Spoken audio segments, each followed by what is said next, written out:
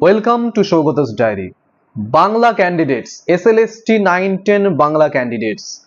আজকে বাংলার ক্যান্ডিডেটদের জন্য নিয়ে এসেছি মঙ্গল কাব্য। মঙ্গল কাব্য থেকে যত রকমের প্রশ্ন হয় সেগুলোকে আমরা এক জায়গায় করব। আমরা এগুলোকে নোট ডাউন করব। যদি মনে করি যে পিডিএফ কালেক্ট করবার দরকার আছে, এই নম্বর থেকে আমরা পিডিএফ কালেক্ট করে নেব। শুরু করছি মঙ্গল কাব্য, মোস্ট ইম্পর্টেন্ট একটি টপিক মঙ্গল কাব্য, যেটা অনেকে চেয়েছেন আমাকে পার্সোনালি রিকোয়েস্ট করে এবং কমেন্ট বক্সেও। শুরু করছি মঙ্গল কাব্য। ভিডিওটি লাইক করবেন ভালো লাগলে এবং আগে চ্যানেলটি সাবস্ক্রাইব করুন, কারণ চ্যানেলটি সাবস্ক্রাইব না করলে এই ধরনের স্টাডি মেটেরিয়াল আপনারা রেগুলারলি পাবেন না। শুরু করছি মঙ্গল কাব্য। মঙ্গল কাব্য কি? মধ্যযুগীয় বাংলা সাহিত্যের একটি বিশেষ ধারার কাব্য হচ্ছে মঙ্গল কাব্য, যেখানে দেবদেবীর মাহাত্ম্য বর্ণনা করা হয় এবং তাদের পূজার প্রচলন প্রতিষ্ঠা করা হয়। মঙ্গল কাব্যের উদ্দেশ্য কি? দেবতার মাহাত্ম্য প্রচার, লোক সমাজে পূজার প্রসার এবং মানুষের কল্যাণ কামনা করা। মঙ্গল কাব্যের সময়কাল কি? প্রধানত 1500 থেকে 1800 শতক পর্যন্ত। মঙ্গল কাব্যের বৈশিষ্ট্যগুলি কি কি? দেবতার মাহাত্ম্য বর্ণনা, আখ্যানধর্মী কাহিনী, লোকজ জীবনের চিত্র, অলৌকিক ঘটনার উপস্থিতি, সহজ এবং প্রাঞ্জল ভাষা, এগুলি হচ্ছে মঙ্গল কাব্যের বিশেষ বৈশিষ্ট্য। মঙ্গল কাব্যের প্রধান শাখা কি কি? মনসামঙ্গল, চণ্ডীমঙ্গল, ধর্মমঙ্গল, অন্নদামঙ্গল। মনসামঙ্গল কাব্য কি? সাপের দেবী মনসার মাহাত্ম্য ও পূজা প্রতিষ্ঠার কাহিনী নিয়ে রচিত যে কাব্য, তা হচ্ছে মনসামঙ্গল কাব্য। মনসামঙ্গলের প্রধান কবি কারা? বিজয়গুপ্ত, বিপ্রদাস পিপলাই। চণ্ডীমঙ্গল কাব্য কি? দেবী চণ্ডীর মাহাত্ম্য এবং পূজা প্রতিষ্ঠার কাহিনী নিয়ে রচিত যে কাব্য, তা হচ্ছে চণ্ডীমঙ্গল কাব্য। চণ্ডীমঙ্গলের প্রধান কবি কারা? মুকুন্দ চক্রবর্তী, কেতকদাস ক্ষেমানন্দ। অন্নদামঙ্গল কাব্য কি? দেবী অন্নপূর্ণার মাহাত্ম্য বর্ণনা করা হয়েছে যে কাব্যে, তা হচ্ছে অন্নদামঙ্গল কাব্য। এই অন্নদামঙ্গলের কবিকে ভারতচন্দ্র রায়। ধর্মমঙ্গল কাব্য কি? ধর্ম ঠাকুরের মাহাত্ম্য এবং পূজা প্রতিষ্ঠার কাহিনী নিয়ে রচিত যে কাব্য, তা হচ্ছে ধর্মমঙ্গল। ধর্মমঙ্গলের প্রধান কবি কারা? ঘনরাম চক্রবর্তী, রামাই পণ্ডিত। মঙ্গল কাব্যে লোকজ জীবনের যে প্রতিফলন, তা কিভাবে দেখা যায়? কৃষক, ব্যবসায়ী, সমাজ জীবন, পারিবারিক সম্পর্ক ইত্যাদির বাস্তব চিত্র আমরা দেখতে পাই মঙ্গল কাব্যে, এবং এভাবেই মঙ্গল কাব্যে লোকজ জীবনের যে প্রতিফলন তা পরিস্ফুট হয়ে উঠেছে। মঙ্গল কাব্যে দেবতা এবং মানুষের সম্পর্ক কেমন? দেবতা মানুষের উপর প্রভাব বিস্তার করেন এবং মানুষকে তাদের পুজো করাতে বাধ্য করেন। মঙ্গল কাব্যের ভাষা কেমন? সহজ, লোকভাষা ভিত্তিক, প্রাঞ্জল, সরল আর কি। মঙ্গল কাব্যের গুরুত্ব কি? বাংলা সাহিত্যের বিকাশে গুরুত্বপূর্ণ ভূমিকা রয়েছে মঙ্গল কাব্যের। সমাজ ও সংস্কৃতির পরিচয় দেয়, লোকজ ঐতিহ্য সংরক্ষণ করে মঙ্গল কাব্য। পরবর্তী প্রশ্ন, মঙ্গল কাব্যের আখ্যান ধর্মিতা কেমন আর কি? মানে গল্পের মতো ধারাবাহিকভাবে কাহিনী বর্ণনা করা হয় আর কি এখানে। মঙ্গল কাব্যে অলৌকিকতার ভূমিকা কতটা? দেবদেবীর অলৌকিক শক্তি কাহিনীকে বিশেষভাবে আকর্ষণীয় করে তোলে, সুতরাং অলৌকিক কাহিনীর বিরাট গুরুত্ব রয়েছে এখানে। মঙ্গল কাব্য কেন জনপ্রিয় ছিল?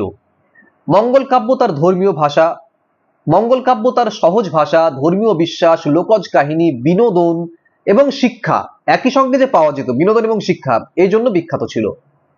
মঙ্গল কাব্যের আদি নিদর্শন কি? মঙ্গল কাব্যের সূচনা লগ্নে লোকমুখে প্রচলিত কাহিনী ও পাঁচালী আকারে এর আদি রূপ দেখা যায়। মঙ্গল কাব্যে মঙ্গল শব্দের অর্থ কি? খুব গুরুত্বপূর্ণ একটি প্রশ্ন। মঙ্গল অর্থ কল্যাণ বা শুভ।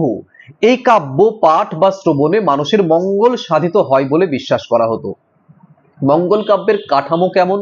সাধারণত বন্দনা, দেবতার মাহাত্ম্য, মানব চরিত্রের সঙ্গে সংঘাত এবং শেষে দেবতার প্রতিষ্ঠা, এই ধারায় গঠিত মঙ্গল কাব্য। মঙ্গল কাব্যের বন্দনা অংশ কি? কাব্যের শুরুতে দেবদেবী বা গুরুদেবকে স্মরণ করে যে স্তব বা প্রার্থনা, তাকেই বন্দনা বলা হয়। মঙ্গল কাব্যে দেব মানব সংঘাত কাকে বলে? মানুষ প্রথমে দেবতার পুজো করতে অস্বীকার করে, পরে দেবতার শক্তির কাছে পরাজিত হয়ে পুজো স্বীকার করে।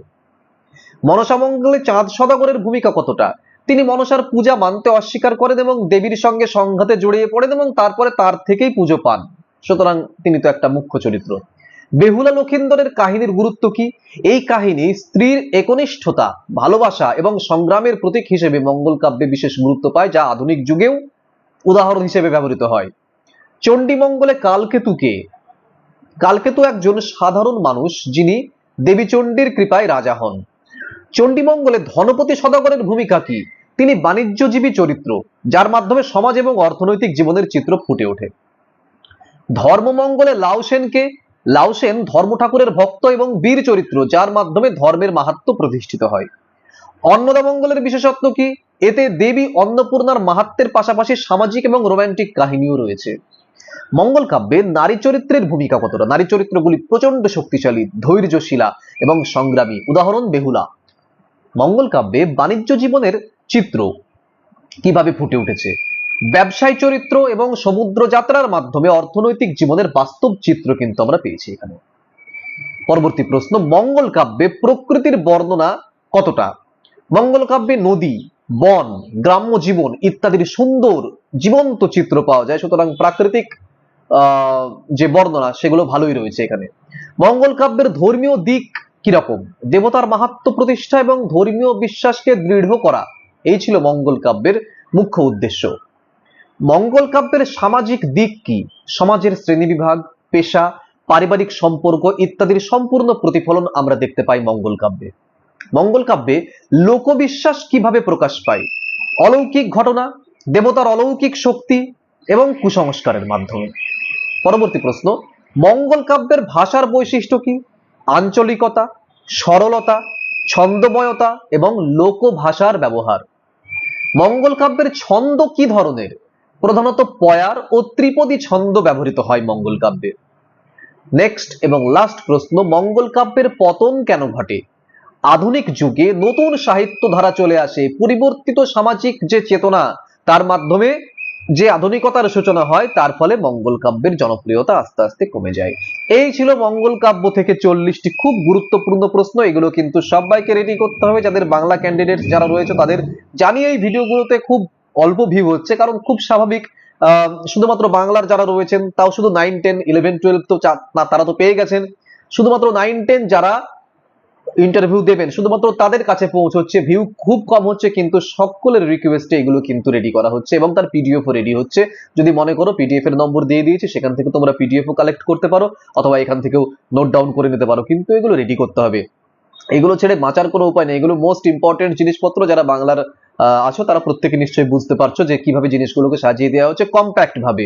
আসলে এই জিনিসগুলো কি জানো তো, এগুলো মোটামুটি আমরা সবাই সবকিছু জানি, কিন্তু খুব অল্প বিস্তৃতির মধ্যে সমস্ত জিনিসগুলোকে সাজিয়ে দেয়া, এই কাজটা আমি করছি। এবং তোমাদের যে সেটা ভালো লাগছে সেটা ভেবে বা সেটা বুঝতে পেরে আমার আরো অনেক বেশি ভালো লাগছে। বাংলা বিষয়ের ভিডিও কিন্তু সপ্তাহে 3 দিন আসছে, রুটিন দিয়ে দিয়েছি। সেই রুটিন অনুযায়ী আমি সমস্ত কোন ক্লাস কবে কিভাবে আসছে আমি সমস্ত কিছু বলে দিয়েছি, সেভাবে কিন্তু আসছে কিন্তু এখন রোজ। ওকে, সেগুলো ভালো করে ফলো করতে হবে এবং ভিডিওটিকে লাইক করতে হবে, ভিডিওটিকে শেয়ার করতে হবে। ভিডিওটি যদি লাইক না করো তাহলে চ্যানেলটা গ্রো করবে কি করে? আমি তো চাই আমার চ্যানেলটা গ্রো করুক, তাই না? এবং চ্যানেলটিকে সাবস্ক্রাইব করো, কারণ চ্যানেলটিকে যদি সাবস্ক্রাইব না করো আর বেল আইকনটি যদি প্রেস না করো, তাহলে এই ধরনের ছোট্ট ছোট্ট ভিডিওর মধ্যে এত স্টাডি মেটেরিয়াল কোথা থেকে পাবে? সুতরাং ভিডিওটি লাইক করো, চ্যানেলটি সাবস্ক্রাইব করো এবং বেল আইকনটি প্রেস করে রাখো, যাতে পরবর্তী ভিডিওর নোটিফিকেশন সবার আগে তোমার মোবাইলে আসে। ভালো থাকো, দেখা হচ্ছে পরের ভিডিওতে খুব তাড়াতাড়ি।